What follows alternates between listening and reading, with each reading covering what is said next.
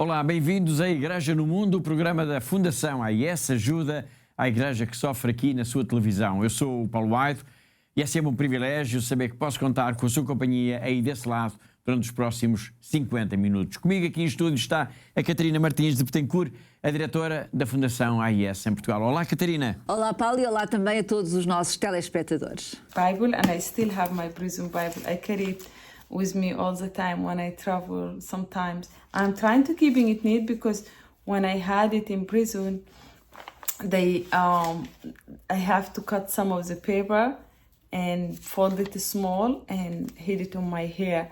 So when I get to the bathroom, I would be able to read scripture.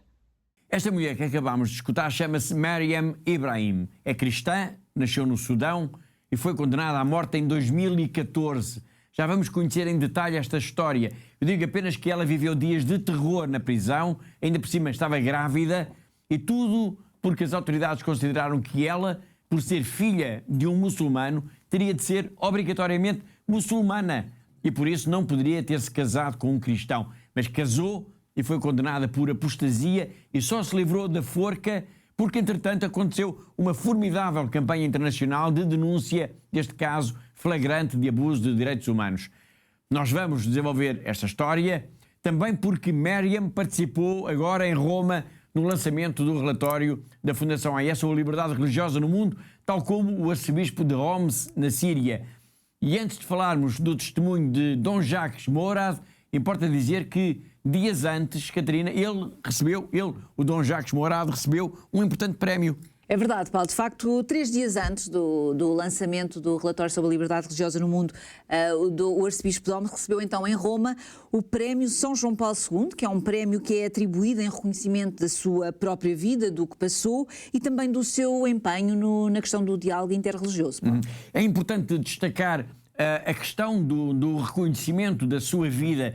É que Dom Jacques Morad também viveu, tal como a Maryam Ibrahim, de que falámos mesmo agora, ele também viveu um episódio dramático na sua vida. É isso mesmo, Paulo. De facto, Dom Jacques Morad, que nasceu em Alepo, portanto na Síria, é monge e pertencia à comunidade Dermar Moussa, quando foi então raptado em 2015 e esteve em cativeiro às mãos dos jihadistas, Paulo. Esteve em cativeiro durante vários meses. Exatamente, Paulo. Foram quase 5 meses. Portanto, ele foi raptado em maio de 2015 e depois foi libertado a 10 de outubro do mesmo ano. Portanto, na sequência de uma arriscada fuga, não é? Que escapou, que ele de facto conseguiu escapar então ao cativeiro dos terroristas. Portanto, foram praticamente 5 meses, Paulo, em que ele esteve em cativeiro, onde houve muito medo, muita angústia e também muita violência.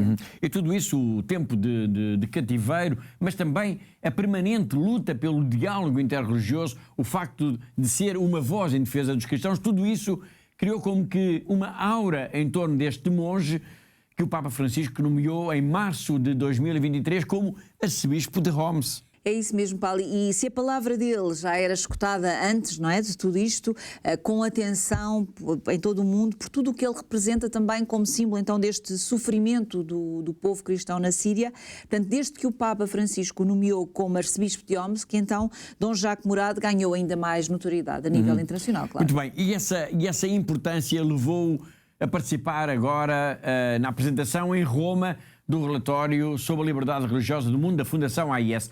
Já lá iremos. Antes, como aqui também já dissemos, Dom Jacques Morad recebeu o prémio São João Paulo II. Os nossos colegas da Obra do Oriente, que é uma organização que tem como objetivo ajudar os cristãos que vivem essencialmente no Médio Oriente, mas também na Índia e em certas regiões de África, eles deram a notícia deste prémio. Le 18 octobre au Vatican, Monseigneur Jacques Morad, archevêque syriaque catholique de Homs, a reçu le prix de la Fondation Saint-Jean-Paul II pour son engagement en faveur de la paix et de la réconciliation en Syrie. Lors de la cérémonie, en présence du cardinal Mario Zenari, nonce apostolique à Damas, Monseigneur Morad a rappelé que le dialogue interreligieux et interculturel n'est pas facultatif, mais une nécessité vitale pour notre temps. Ancien otage de l'État islamique en 2015, il avait été torturé pour le pousser à renier sa foi. Resté fidèle au Christ, il consacre aujourd'hui son ministère à la guérison et à l'unité d'un pays meurtri par la guerre.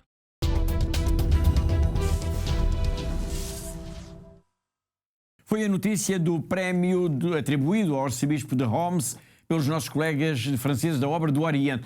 Entretanto, como já dissemos, apenas 3 dias depois de ter recebido este galardão, Dom Jacques Mourad participou em Roma no lançamento do relatório da Fundação AES sobre a liberdade religiosa no mundo. E a sua intervenção foi, claro, uma das mais aguardadas. Claro que sim, Paulo. O facto, como nós referimos há pouco, não é? O Dom Jacques Mourad passou estes 5 meses, cerca de 5 meses, então em cativeiro às mãos do grupo islâmico, o Estado Islâmico, e desde sempre ele foi de facto um defensor do diálogo interreligioso.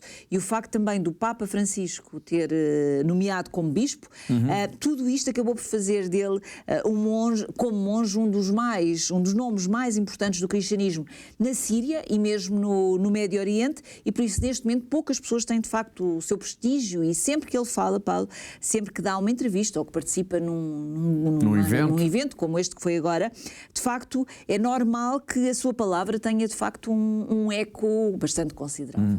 E desta vez, portanto, o palco, digamos assim, foi o lançamento do relatório da Fundação AES. Mas o que é que disse o arcebispo de Homs? Bom, Paulo, a intervenção dele foi relativamente curta, podemos dizer assim, porque não podíamos correr o risco que o lançamento do próprio relatório se prolongasse, não é? Durante muito no tempo, pronto. Mas apesar disso, então, o Dom Jacques Mourad deixou, de facto, algumas ideias de força que são muito importantes. A primeira ideia é de que a comunidade internacional tem de estar atenta a tudo o que se está a passar atualmente na Síria. E depois disse também que é preciso acompanhar este país porque, no fundo, está a viver um tempo novo a nível político, não é? Bem, está a viver um tempo novo por causa, importa sublinhar isso, por causa da queda, há um ano, a 8 de dezembro, do próprio regime de Bashar al-Assad. Exatamente, Paulo. E, portanto, a queda do regime de Bashar al-Assad abriu, por um lado, uma janela de esperança, não é? Com um novo tempo e com esta ideia de que as coisas poderiam melhorar, então, na Síria. Mas, por outro lado, e já passou praticamente um ano, como o Paulo acabou de dizer, por outro lado, as coisas ainda há muitas dúvidas, há muitas interrogações. Portanto, neste momento, Paulo, há mais incertezas do que certezas e também, neste momento, ninguém se atreve a dizer o que é que poderá acontecer na Síria nos próximos tempos, não é? E é preciso também não esquecer que a Síria veio de mais de uma década de uma guerra que deixou o país praticamente destroçado. Exatamente, Paulo. De facto, foram mais de uma década de guerra, o que o país continua mergulhado numa grave crise económica, com famílias estranguladas financeiramente, mal conseguem sobreviver diariamente, portanto, como consequência, são cada vez mais as pessoas que procuram, de facto, fugir e abandonar o país, e isso, como é fácil nós entendermos, acaba por fragilizar ainda mais a comunidade cristã, que já está pequena, mas que com esta saída de pessoas continua a ficar ainda mais fragilizada. E tudo isto só faz, de facto, aumentar todas as incertezas em relação ao futuro, Paulo. Muito bem. Em relação à questão da liberdade religiosa, que é a nossa temática por excelência, o que é que disse o arcebispo de Homs? Bom, Paulo, as palavras do arcebispo são também preocupantes, mas ao mesmo tempo também deixam alguma esperança, não é? Algum espaço para que haja esperança também para a comunidade cristã na Síria. Mas são preocupantes porque ele disse, por exemplo, que os cristãos sentem-se como que estrangeiros na sua própria terra e afirmou, por exemplo, que a Síria se assemelha hoje em dia ao Afeganistão. Portanto, penso que não poderia haver um exemplo pior, não é? Para se dar numa conferência deste género, dizer que a Síria hoje em dia lembra o Afeganistão, apesar de ainda não ter o nível de violência que se vive no país dos talibãs, não é, Paulo? Bom, isto de facto é um exemplo terrível. Bom, vamos então escutar um primeiro excerto da intervenção em Roma, na apresentação do relatório da Fundação AES de Dom Jacques Mourad. Il problema, cari amici, in Siria è veramente delicata perché non abbiamo concretamente una visione per il futuro e questo io penso che è un atto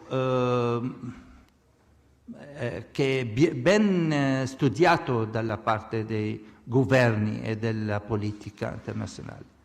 Per questo penso che l'idea della libertà religiosa da noi è molto importante perché oggi noi siamo da un paese simile a Afghanistan, quasi. Non ancora con tutta questa violenza, ma non è lontano.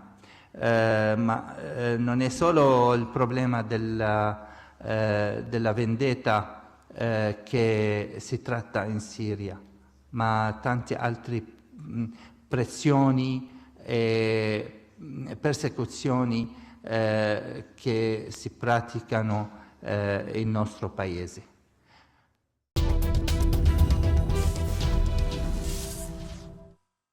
Estamos a escutar Dom Jacques Mourad, o arcebispo de Homs, na Síria, na apresentação em Roma do relatório da Fundação AIS sobre a liberdade religiosa no mundo. Uma intervenção onde, a par do retrato pessimista da situação atual neste país do Médio Oriente, ele teve também palavras de esperança, de uma esperança que só é possível graças à fé.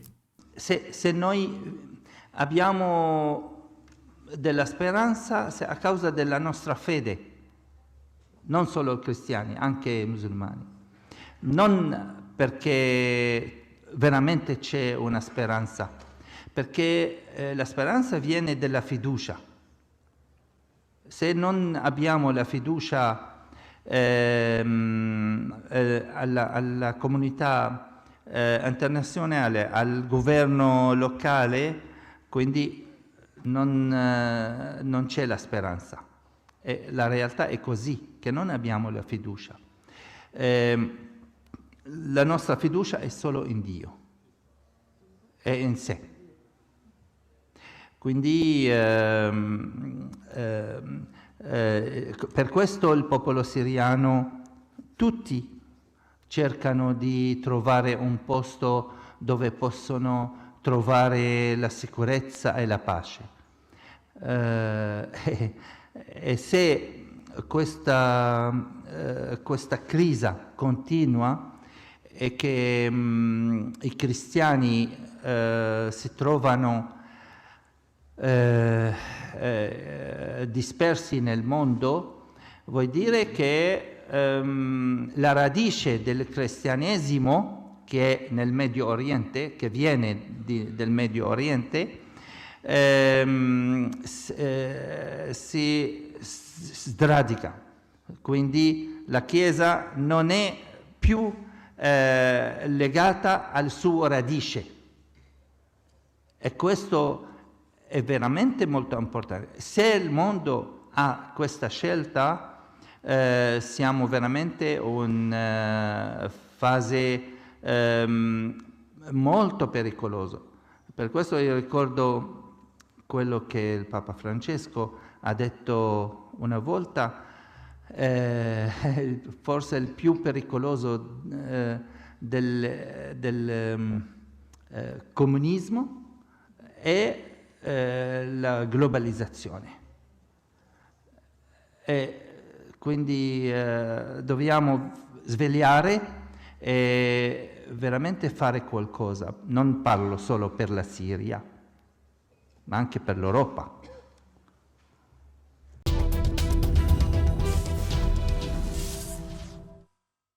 A apresentação em Roma do relatório teve vários convidados. O arcebispo Mourad, que acabámos de escutar, foi um deles, mas entre todos, Catarina, sobressai claramente o nome de Mariam Ibrahim. Sim, Paulo, de facto, entre mais de 20 oradores de diferentes regiões do mundo e que partilharam, não é, o seu testemunho e fizeram também a sua análise sobre esta questão da atual situação da liberdade religiosa durante o lançamento, então, em Roma, do relatório sobre a liberdade religiosa do mundo.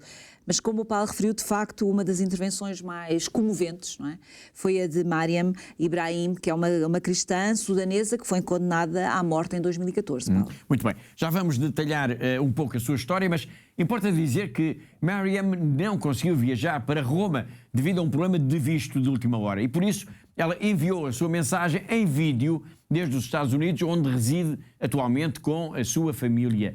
E na sua intervenção ela expressou uma profunda gratidão à Fundação AIS. Exatamente, Paulo. Uma profunda gratidão, de facto, à Fundação AIS por todo o trabalho que faz, pela defesa da Igreja perseguida, pela defesa dos que sofrem por causa da sua fé. E Mariam disse que no meio de tudo o que passou, tem a alegria de saber que existe uma instituição, que existe pelo menos a Fundação AIS, que não se esquece dos cristãos que são perseguidos no mundo, Paulo. Exatamente. Mas o importante mesmo foi Miriam ter recordado a sua história pessoal, que é um exemplo concreto de perseguição religiosa. Podemos mesmo dizer que o Calvário, porque é de um verdadeiro Calvário que se trata, o Calvário de Miriam Ibrahim começou no seu próprio casamento. Exatamente, Paulo, no seu casamento. Portanto, o problema é que ela nasceu no Sudão, não é? É filha de um pai muçulmano e de uma mãe cristã. E para as autoridades sudanesas, pela interpretação literal da lei islâmica, ela foi logo à nascença considerada como muçulmana. E por isso, quando se casou com um homem cristão, incorreu num crime. Ou melhor, Paulo, ela incorreu em 2 crimes. Um foi da apostasia e o outro foi de adultério. E foi presa. E foi condenada à morte. No seu testemunho, Miriam relatou alguns dos momentos mais duros que passou na prisão. Exatamente, Paulo. Ela contou-nos que quando foi presa estava grávida, não é? E que a primeira noite que ela passou na cela ficou completamente aterrorizada e só conseguia rezar. Depois é preciso lembrar que na altura este caso teve um grande impacto a nível mediático no próprio Sudão e que muitos jornais, muitas rádios, muitas televisões, portanto, falaram desta cristã de uma forma muito agressiva, dizendo ou usando palavras para a definir como infiel, como impura e mesmo dizendo que ela era digna de morte. Por ter casado com um cristão, pois todos diziam que ela de facto era muçulmana, não é? Bom, mas na verdade ela era cristã. E é importante aqui sublinhar este ponto, é que Miriam foi criada com a mãe que a educou na fé cristã. Mas, e tudo isso, importa também sublinhar, na ausência do pai, que entretanto tinha abandonado o lar. Exatamente, Paulo, mas para a lei, para o tribunal, ela era sem dúvida uma muçulmana e ponto, não havia mais nada a dizer. E por isso ela não podia de forma alguma casar com um cristão, porque a tradição islâmica diz que a partir do momento todos os descendentes de um homem muçulmano são logo automaticamente também muçulmanos, não é? Bom, voltando ao seu testemunho, um dos momentos mais comoventes, podemos dizer assim, foi quando ela, neste testemunho agora em Roma, quando ela recordou como lia a Bíblia na prisão. É verdade, Paulo. Ela contou como conseguiu levar então a sua Bíblia com ela para a prisão, mas que precisava de estar sozinha para ler a Bíblia e também para rezar. E para ninguém importunar, exatamente. Não é? Portanto, o que ela disse é que ela chegou a ter de cortar, a ter de rasgar as próprias folhas da Bíblia, escondê-las no seu cabelo,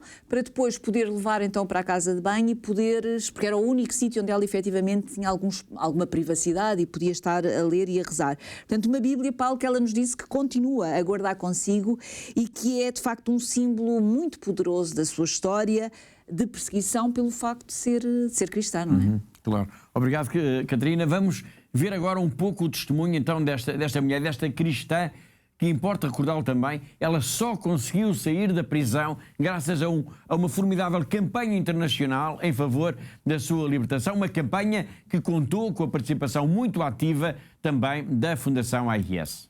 And one of the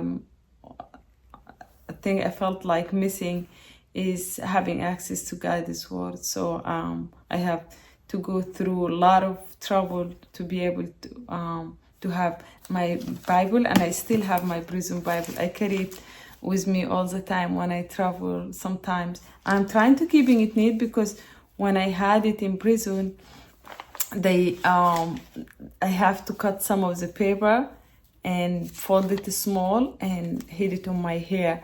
So when I get to the bathroom, I would be able to read scripture. Because that's the only place I'll be able, but I can't stay longer because they would have come in and ask why I'm staying too long in the bathroom. So there's so many challenges and so many difficulties, and persecution is very hard.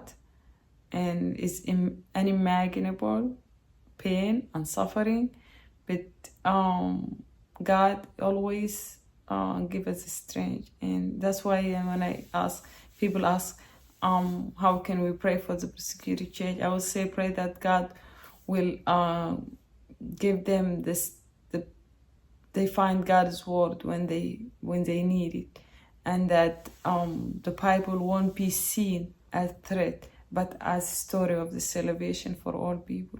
Pray that God give them access to His word, because in many countries that the Bible is very dangerous things. if you have a Bible, you are literally some cases you charged with terrorists, and you consider a very dangerous person because you carry the Bible, you carry Scripture, because that's how how powerful is God's word. And I pray that God, He turned that, people won't see it as threat, but a story of salvation for all people. And also I pray that the church in the West will have more to do, more to offer for the persecuted church, with prayer, with support, with continuing the work as my friend at the church need are doing. And I pray that for unity for the church, because I remember when I was in prison, even though I'm a Catholic, but I came to learn that there are too many churches around the world are praying for me.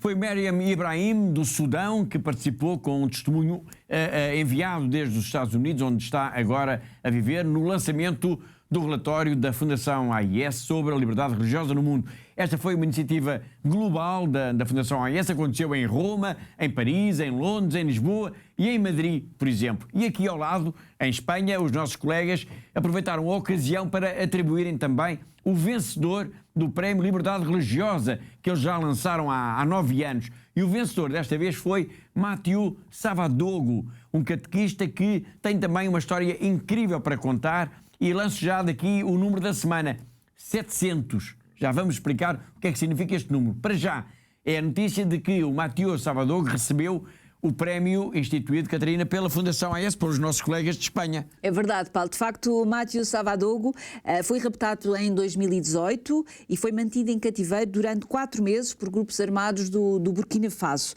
Ele foi raptado, foi mantido em cativeiro juntamente com a sua mulher, a Pauline, que estava grávida na altura, Paulo. Tudo isto aconteceu na diocese de Dori, que fica situada no norte do Burkina Faso. Exatamente, Paulo. E depois de muitas ameaças, a 20 de maio de 2018, então um grupo de homens armados apareceu na casa de Mathieu e Pauline. Ambos foram amarrados, foram vendados e foram depois levados para um local desconhecido.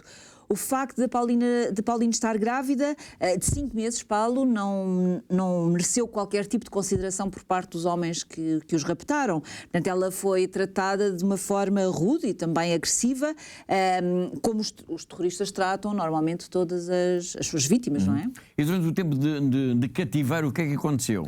Bom, Paulo, durante o tempo de cativeiro, este casal foi obrigado a usar o vestuário típico dos muçulmanos e os jihadistas tentaram, vezes sem conta, que convertê-los, não é, ao Islão, mas não conseguiram. E todos os dias eles rezavam o terço e o Mathieu conta-nos então que chegaram a rezar 700 Ave-Marias num só dia, Paulo. E aqui está o número da semana que eu falava há pouco, 700. Exatamente. Savadogo e a esposa, a Pauline, chegaram então a rezar 700 Ave-Marias num único dia, Paulo, o que dá conta também do desespero que este casal estava a viver e estava a passar. Portanto, ao mesmo tempo, isto também desencorajou, deve ter desencorajado os próprios terroristas, percebendo que este casal não iria abandonar o cristianismo e não se iria converter como eles queriam, e por isso os raptores acabaram por decidir soltá-los e abandonaram-os ao fim de 4 meses de cativeiro num lugar ermo, Paulo. Entretanto, é preciso não esquecer que a mulher de Mathieu, a Pauline, estava grávida. Sim, Paulo, e eles estavam de facto muito preocupados com essa situação. Portanto, como eu disse, os terroristas largaram-nos num lugar ermo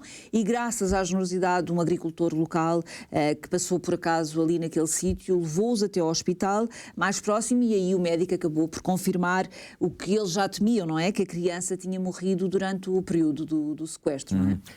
Mathieu e a mulher que sofreram na pele a violências jihadistas representam, de alguma forma, todos os catequistas que todos os dias e de forma totalmente abnegada arriscam a própria vida no Burkina Faso e em tantos e tantos países do mundo, onde muitas vezes são o único sinal da presença da Igreja nos lugares onde não há sacerdotes.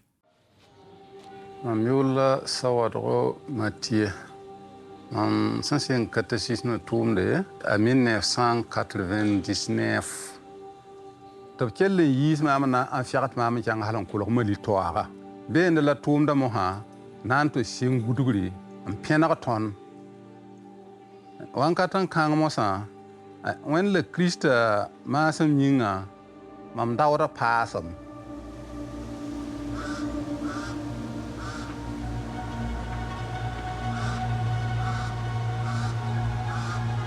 demo ha la ton hanan vuim ha to sort kuga nasa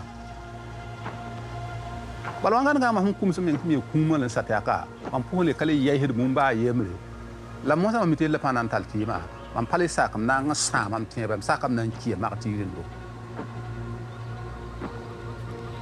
la sapile la ham paton zabero tiemte o paton ni bela donc ton hangan yu ngoto ton no do kuga la son toto ni la sapile o yu yanga am nan para ner fa pose sapile bis ko ba sio poela ner fa pose ni yang fa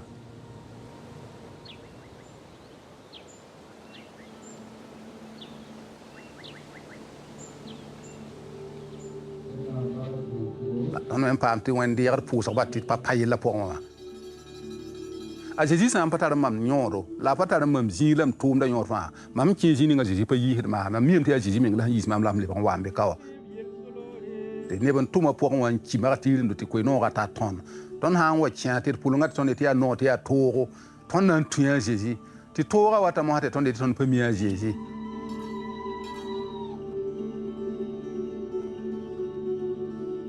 alors ton côté mais ti song ton Burkina Faso to Allah sa sida jiba wumad la wusro sampam songre de twin le branye vraiment ye tiou se teba vuim wala tanda vuipinte ya soma amba le biga la vusum song yuri nga ko ma point aha aha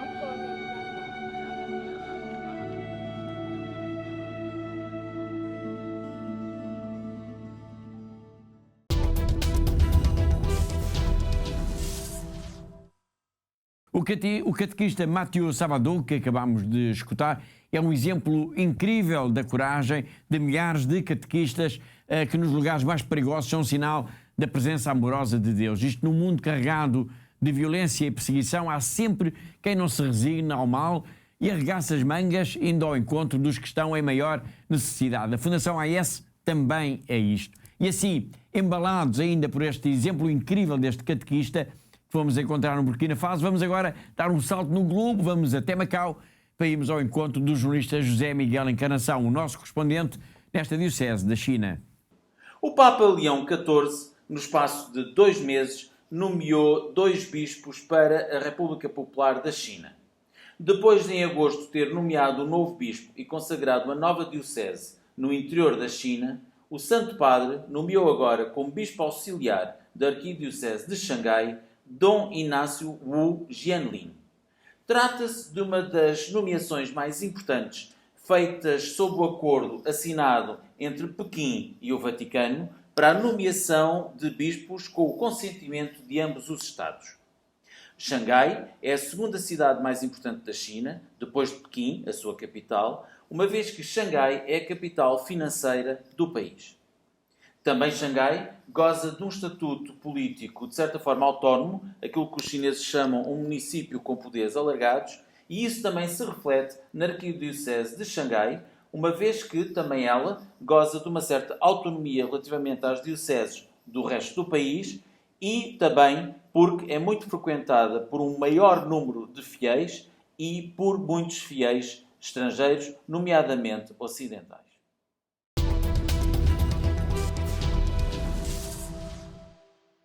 Foi José Miguel Encarnação, nosso correspondente em Macau, na China, e assim chegamos ao fim da primeira parte do nosso programa. Na segunda parte nós vamos continuar a falar do relatório, mas focando a nossa atenção agora no que aconteceu aqui em Portugal. E vamos falar também da petição lançada pela Fundação AES, uma petição em favor da liberdade religiosa no mundo, em defesa dos cristãos perseguidos e que todos nós temos o dever de assinar. Este vai ser um dos temas para desenvolver daqui a pouco, depois de um breve intervalo. Até já!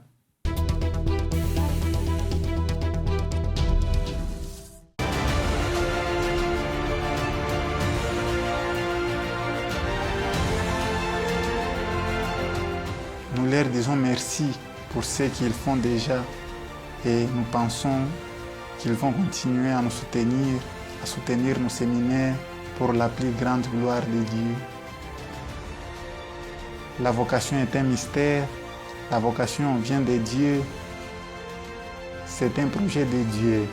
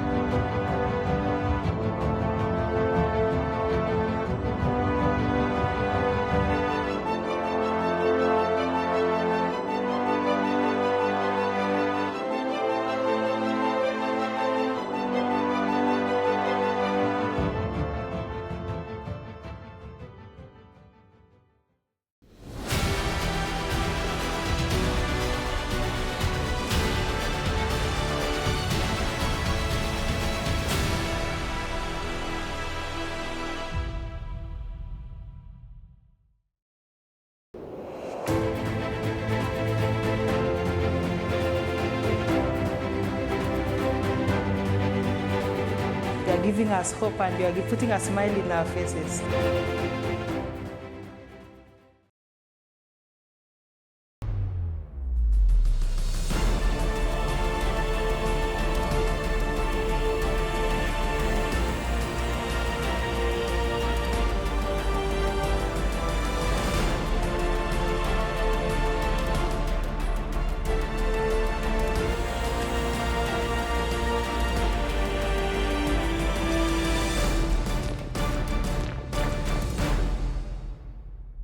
Thank you to all our benefactors. Continúen con esta linda misión de ayudando a la iglesia en lugares tan sufrientes. Щиро дякую всім вам, що ви є на хресній дорозі, допомагаєте нам нести наш хрест. We are trying to be Jesus. Through your help and support, we are able to bring the gospel to the people.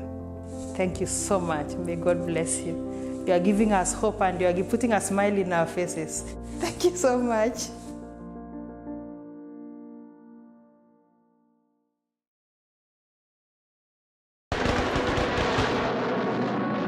Прилетали снаряды туда каждое утро, каждый день, ночь. У нас постоянно были обстрелы. Словами это не передать, как мы жили 22 дня в подвале.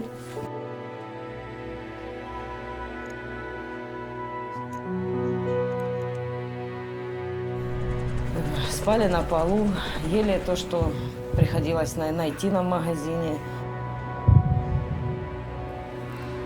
Нам был этот шаг перешагнуть, просто выйти с этого бомбоубежища. Я не знаю, насколько, но мне надо было спасать своих детей, свою семью. Я взяла иконы, взяла детей, мы всех собрали и начали в ту машину залазить. Нам 9 человек было. Это было настолько страх, чтобы мы этот момент, хотя бы там километра 3-4 мы проехали, чтобы нас не убило. Мы в Запорожье на Львовском поезде, мы добрались вот сюда, да. Волонтеры нас встретили, привезли в дом паломников. Это, очень спасибо им большое директорам и вообще этой церкви, что нас приютили, нас здесь кормят, нам здесь спокойно, мы не слышим этих взрывов. Вся наша семья уцелела, слава Богу. Самое главное, это вот мы все живы.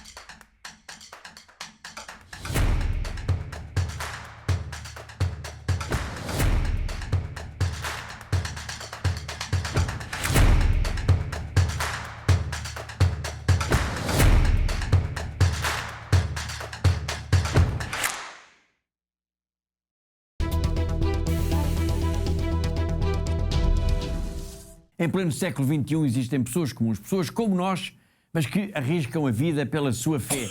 São autênticos heróis. Todos os dias, homens, mulheres e até crianças enfrentam violência, o próprio medo, para se manterem fiéis àquilo que é mais importante. Eles merecem o nosso maior respeito. A Fundação AIS existe para eles, para todos eles, para cada um deles. Está a tornar-se cada vez mais difícil para os cristãos de todo o mundo praticar e viver a fé. Em muitos lugares, os nossos irmãos e irmãs sofrem pelo seu amor a Cristo. A missão de ajuda à Igreja que sofre é construir uma ponte de amor que permita que a Igreja que sofre e é perseguida testemunhe a sua fé, inspirando aqueles que a ajudam. Hoje, a ajuda à Igreja que sofre, ou AIS, apoiando mais de 5.000 projetos anualmente em mais de 145 países. Hoje em dia é necessária muita desta ajuda no Médio Oriente, onde a presença cristã enfrenta uma ameaça existencial. Lá e por todo o mundo, a AIS apoia a construção e a reconstrução de igrejas e onde as comunidades católicas se reúnem para prestar culto, rezar e serem fortalecidas na fé. A AIS apoia anualmente mais de 12.000 religiosas, ajudando-as a viver a sua vocação. A AIS também contribui para aqueles sacerdotes que mantêm viva a fé nas suas comunidades. Todos os anos, a AIS apoia a formação de aproximadamente 13.000 destes futuros padres por todo o mundo. A AIS apoia a tradução, impressão e distribuição de mais de 51 milhões de cópias da Bíblia para crianças em 190 línguas. A AIS recebe pedidos de ajuda não só para livros, mas também para estações católicas de rádio e de televisão. A cruz, o sinal da promessa de Deus, tem guiado o trabalho pastoral da ajuda à Igreja que sofre. É a cruz que também tem inspirado os benfeitores da AIS a ajudar aqueles que não conseguem levar as suas cruzes sozinhos. Eles estão a ser testados na fé. Nós estamos a ser testados no amor.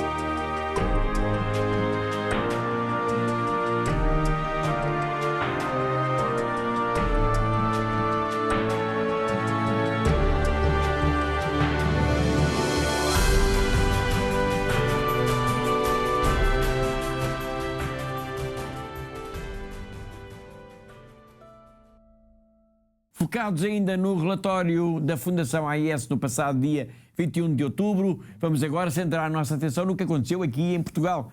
A apresentação do relatório foi no Centro Nacional de Cultura, em Lisboa, e a sessão contou, entre outros, com a intervenção do padre José Frazão, que é o diretor da Brutéria.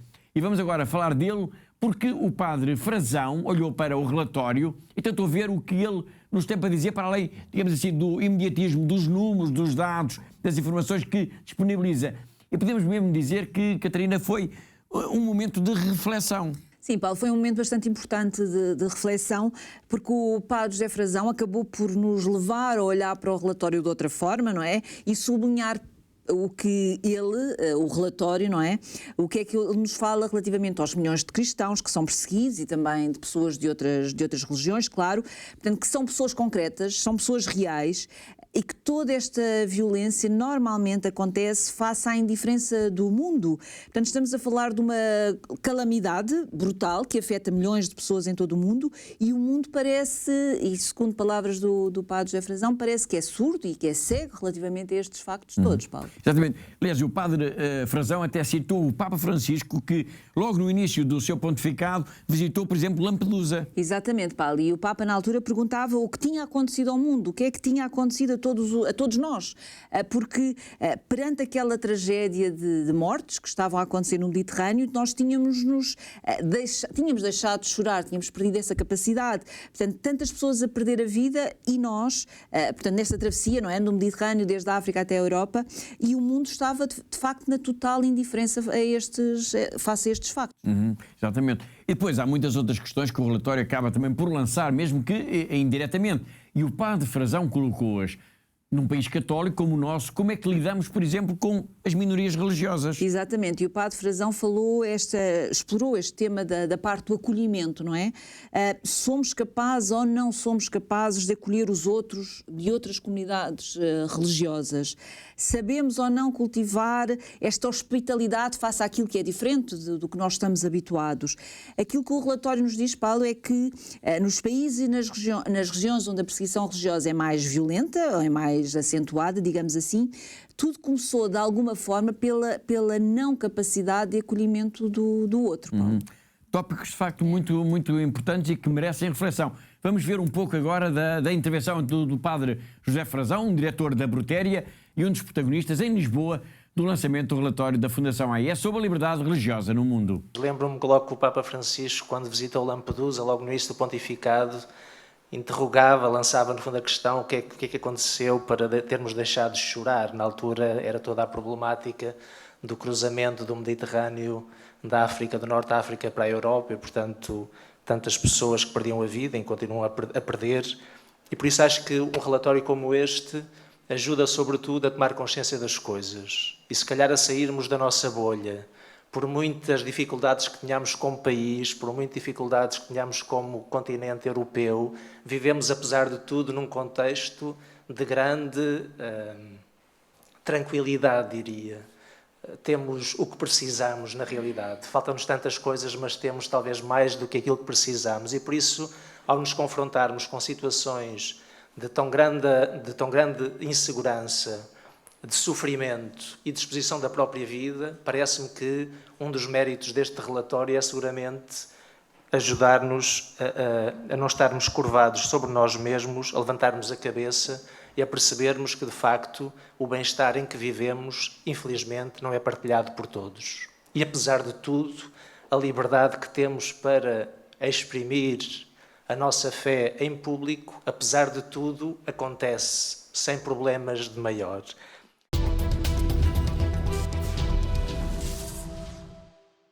Estamos a recuperar a intervenção do padre José Frazão, diretor da Brutéria, durante o lançamento no Centro Nacional da Cultura, em Lisboa, do relatório da Fundação AIS sobre a liberdade religiosa no mundo. Como a Catarina referiu há pouco, o sacerdote jesuíta lançou algumas questões importantes, como a de sermos ou não capazes de gestos de verdadeiro acolhimento. Vamos conferir as suas próprias palavras.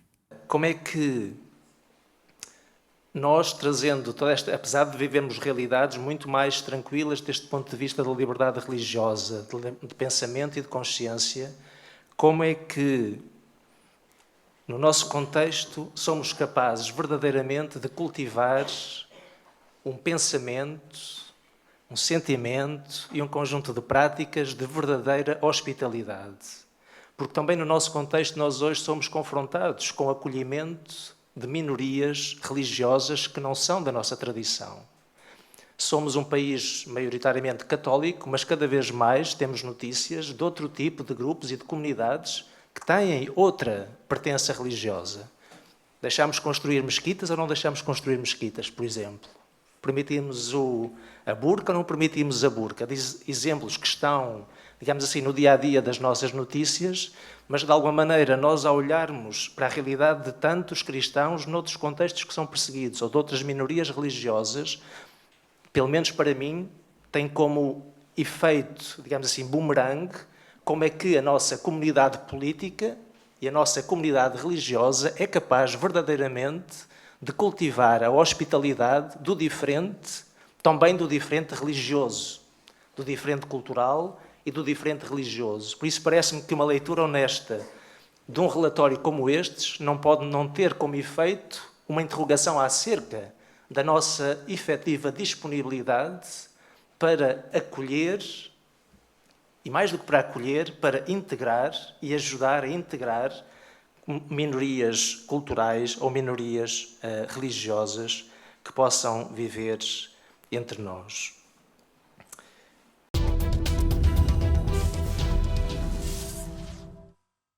Foi o padre José Frazão na apresentação em Lisboa, no passado dia 21 de outubro, do relatório da Fundação AIS sobre a liberdade religiosa no mundo. Foi, de facto, esse dia foi um dia em cheio, se posso assim dizer, porque nessa manhã a Catarina esteve também na Rádio Observador para participar, juntamente, por exemplo, com Dom Alexandre Palma, que é Bispo Auxiliar de Lisboa, entre outros, claro, no programa Contra Corrente. Foram cerca de 2 horas a discutir a questão da liberdade religiosa no mundo. É verdade, Paulo, e foi de facto muito positivo, porque ao longo de todo este tempo, Paulo, durante aquelas 2 horas, houve de facto a oportunidade para olhar e para traduzir, digamos desta forma, portanto, traduzir para quem nos estava a ouvir os pontos principais do relatório.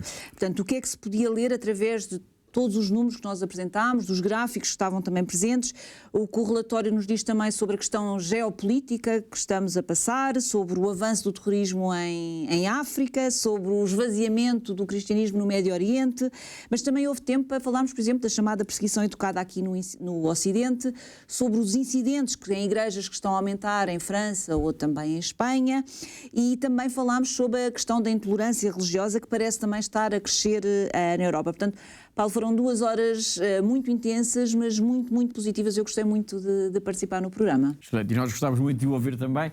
Além da Catarina e de Dom Alexandre Palma, que é o Bispo Auxiliar de Lisboa, o programa, moderado pela jornalista Carla Jorge de Carvalho, contou também com a participação do José Manuel Fernandes e da Helena Garrido, entre outros. Vamos recuperar agora um excerto desse Contracorrente, dia 21 de outubro, na Rádio Observador, sobre a perseguição religiosa no mundo, um excerto em que o Bispo saúda a importância deste tipo de debates e saúda também o trabalho da Fundação AIS, que não desiste, palavra de Dom Alexandre Palma, que não desiste de trazer estes temas para a sociedade.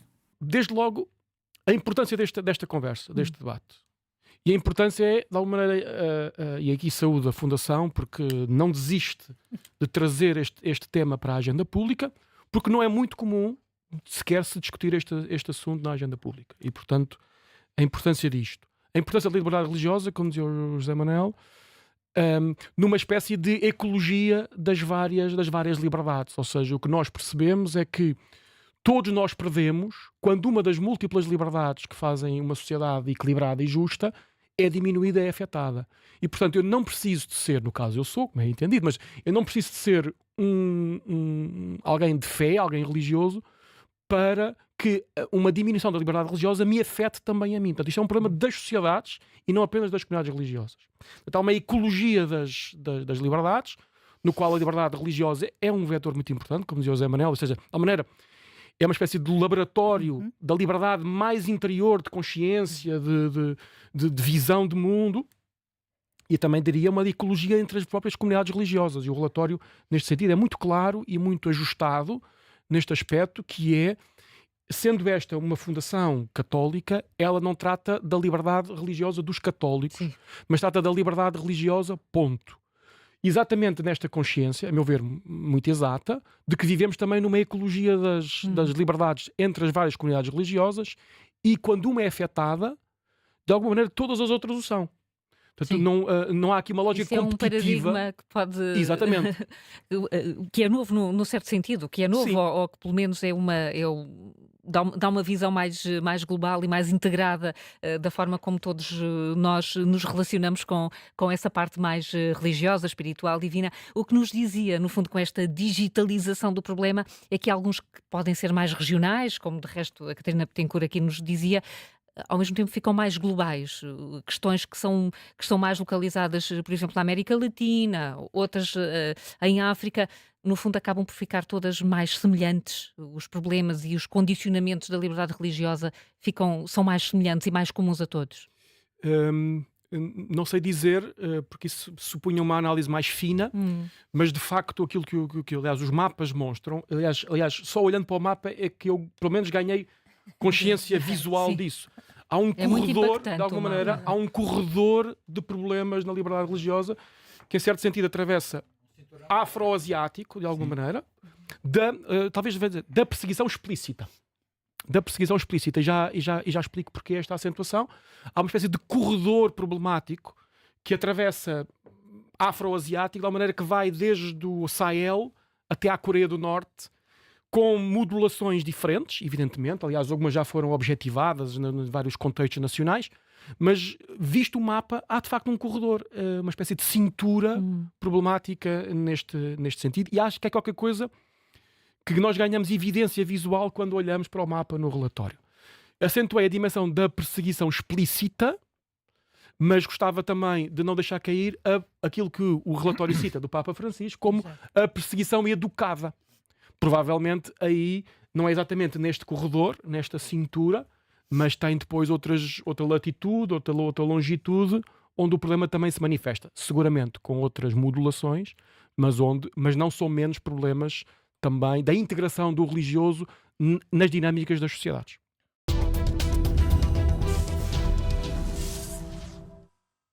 Foi um excerto do debate no programa Contracorrente da Rádio Observador, na manhã de 21 de outubro, o dia em que foi apresentado em Lisboa o relatório da Fundação AES sobre a liberdade religiosa no mundo. Uma apresentação que ficou marcada também pelo lançamento de uma petição. Uma petição, importa recordar isto, que é um apelo aos governos e às organizações internacionais para garantirem que todas as pessoas tenham direito à liberdade religiosa. Exatamente, Paulo, e quero relembrar aqui aos nossos telespectadores que é a primeira vez na história da Fundação AES que lançamos uma petição desta natureza. Portanto, é preciso que todos nós nos mobilizemos, que apelemos aos nossos governos, às principais instituições internacionais, para darem de facto uma maior importância a esta questão da liberdade religiosa. Pode parecer que é uma coisa menos importante, portanto, o facto de nós assinarmos uma petição, Paulo, mas na verdade há vidas em jogo, há pessoas que estão neste momento, que estão, por exemplo, podem ser presas, podem estar em risco de vida, e o facto de assinarmos esta petição pode, de facto, ajudar a salvar muitas destas pessoas, Paulo. E isso é muito importante. Claro.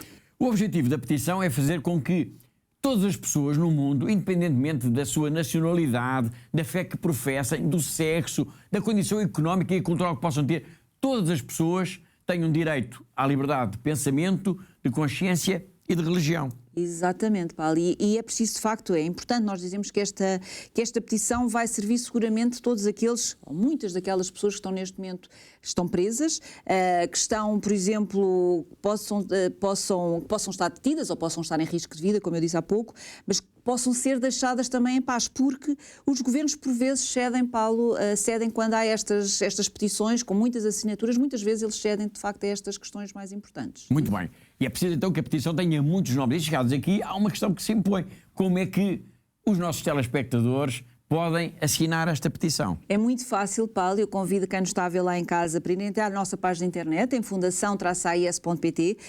Quando chegamos à nossa página está logo bem visível em destaque esta petição. Depois é só clicar, abrir a página, ler o texto da própria petição, claro, e assinar. Portanto, o desafio fica agora lançado e agora é com cada um de nós, é connosco, é com a sociedade portuguesa e com a sociedade do mundo, não é? Claro. Portanto, assinar esta petição é de facto um primeiro passo, Paulo, para que o mundo tome consciência deste gravíssimo problema que estamos a viver relativamente à questão da liberdade religiosa. Portanto, é preciso não esquecer que a liberdade religiosa é um termómetro da sociedade e é um termómetro para aferirmos como é que estão todas as outras liberdades da sociedade. Sem dúvida. E, portanto, é preciso também dizer, ao mesmo tempo, Paulo, em alto e bom som, que a liberdade religiosa é um direito e não um privilégio. É isso mesmo. Obrigado, Catarina.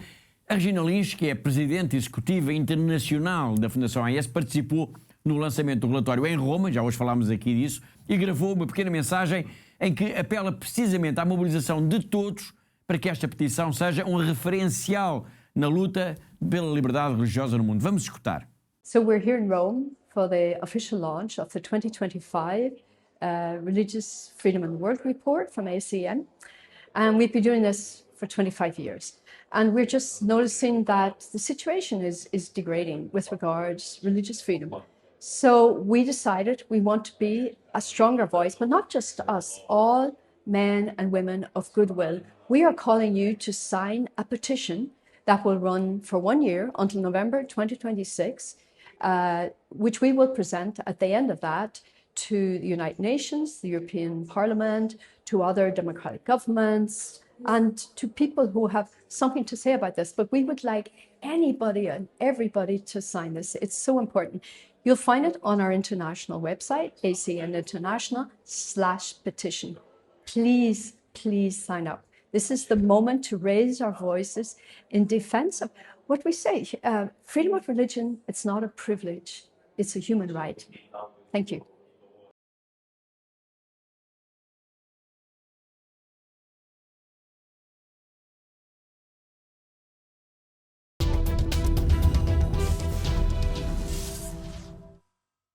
E com esta mensagem da Regina Lynch, a Presidente Executiva Internacional da Fundação AES, de que a liberdade religiosa é um direito, não é um privilégio, e de que é preciso, é mesmo muito importante, assinarmos todos a petição da Fundação AES, chegamos ao fim então do nosso programa de hoje. Todas as semanas nós marcamos encontro aqui porque há uma igreja que precisa da nossa ajuda.